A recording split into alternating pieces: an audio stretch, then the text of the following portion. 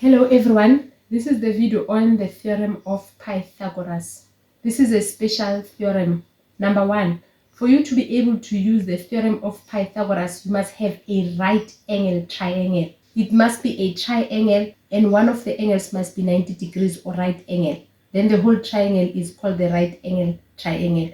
You can't use the Theorem of Pythagoras if you don't have a right angle triangle.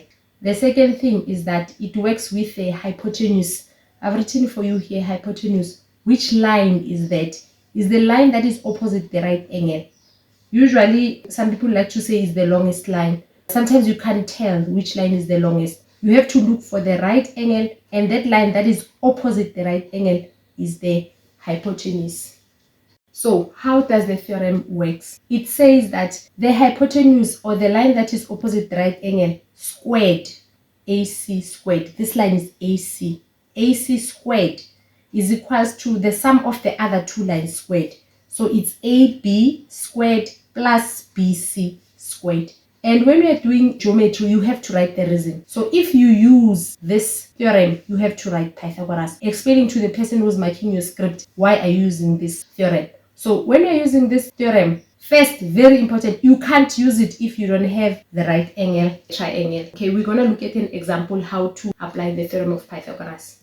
So here I have a right angle triangle and my triangle is PQR. So when I look at my hypotenuse, the line that is opposite the right angle is PQ. So I have PR squared is equals to the order of the other two lines. It doesn't matter. You can write RQ squared plus PQ squared. And you have to write Pythagoras. Okay, what are you asked? You are asked PR as X. But the theorem has this squared, so you're going to write the squared. I'm going to have x bracket squared is equals to RQ. Here's my RQ. My RQ is 8 centimeters. So it's 8 bracket squared. Because the theorem has the squared, you have to write that. Plus PQ.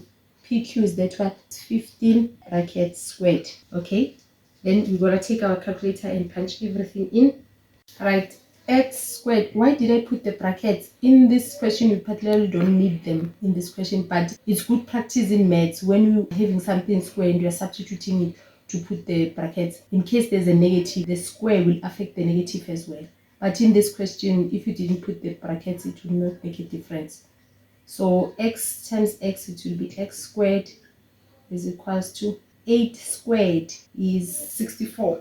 64 plus 15 squared is 225.